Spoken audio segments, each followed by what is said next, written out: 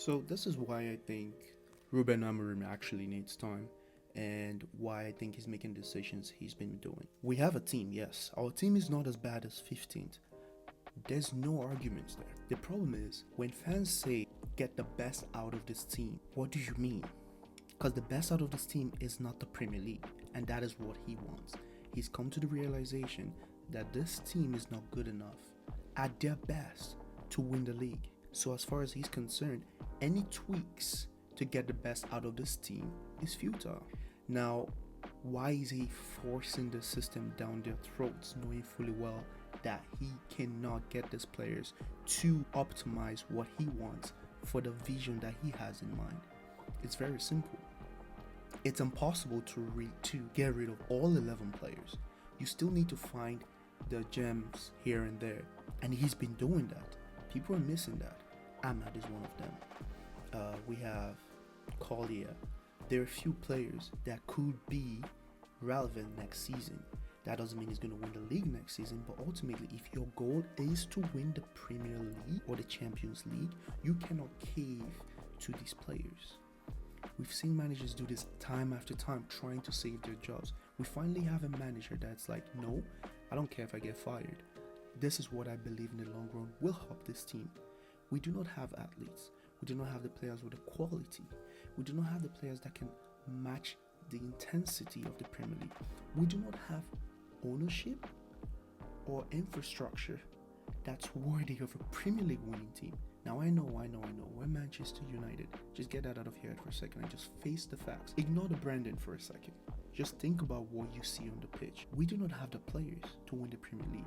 We have a manager that's coming, trying to implement a system that he believes in the long run will be able to compete in the Premier League and potentially win the league. Now, he could be very wrong, but the one thing we're not going to do is judge him before he actually implements what he has in mind. I'll give you an analogy.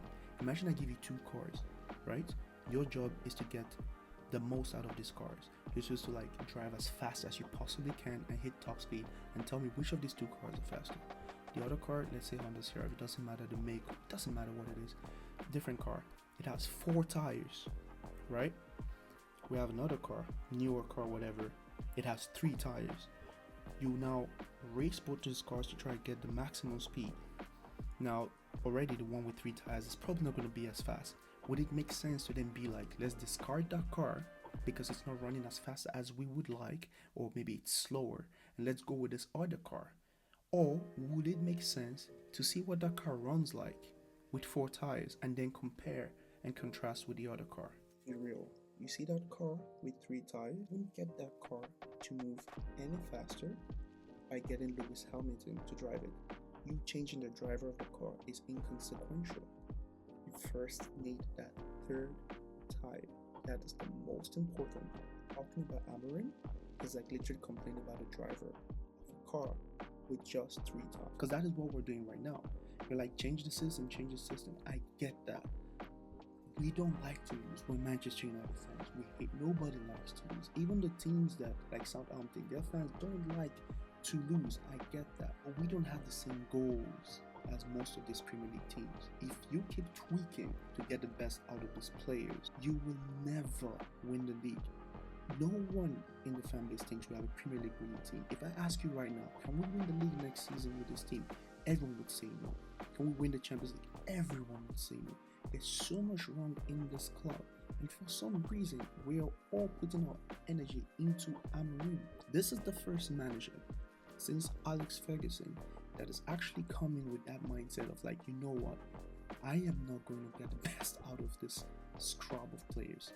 I am going to work instead on the general system, so that way it's easier to like get players like Dogo in, like players with no names. By that I mean like players that United would not normally go for to come into the system and thrive. But in order for that to work, they need to be a fundamental there. Ragnick tried it, failed. Ten Hag also tried this. He started to fail. He tried this in the first season and then he tweaked it. You're asking him to do what the managers before him did and failed. Ten Hag literally did that. Now, I'm not saying he's not to blame because he's the one deciding that right now, right at this moment, he's going to take that risky jump. Whether it pays off, only time will tell. So you can criticize him and say he is choosing to do this knowing fully well he doesn't have the tools to do it. That is fine. But you can understand, if you take for a second, put your emotions aside, you can understand why he's trying to do that.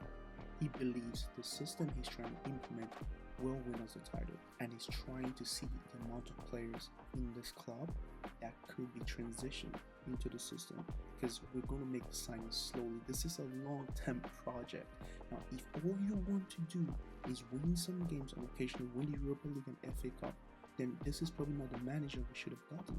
We could have gone David Moyes, like Moyes. Why didn't we get Moyes? If all you want to do is climb the table and never win the league, Moyes is good, Sean Dyche is good. Literally any manager in the Premier League could do that for Manchester United with this team. That's not what we want. I don't believe Ruben Amorim is incompetent to the point where he cannot get us up to 8th or 9th or whatever, anyway above, like a place above 15th. I believe he's competent enough to do that. He's choosing not to do that because he understands it doesn't align with our long-term goals. If you're trying to be a doctor, it doesn't make sense to be taking an internship as a plumber. It makes sense to maybe be a clerk in a hospital. That makes sense. Or you becoming a plumber just to get the bills paid. That doesn't make sense. It doesn't align with your long-term goals. Sometimes you may be forced to do that, but there are other times where it's like you just have to bite the bullet and try to go after what it is that you want. And that's what he's trying to do, because for years now, we've been doing the same thing over and over again, expecting a different outcome. And for the first time, we're seeing change, radical change. Radical change is unsettling. No one likes it. Even in your personal life, when you're trying to grow, you're trying to make changes, a part of you clings to the old you. When you're trying to transform, trying to go to the next version of you that would be the best version of you, you would want to stick with what's comfortable. And fans don't understand that. Now, this guy could fail. He could be the worst manager we ever had in Premier League, but we cannot make that judgment this season. Let's see what he does with one transfer window. Let's see what he does next season when he's got a full preseason. Let's see what happens. There should be some form of progression. Now, if there is none, and we're still 15th next season, by all means, bring out the force, chase him up. But right now, all I ask from the fans, Manchester United fans, patience over panic, and let this man go. Anyways, if you disagree, I would really like to hear your thoughts in the comment section. If you like this kind of content, this is the kind of stuff I'll be doing on my channel. Feel free to like and subscribe. Until next time, it's been the Realistic Red.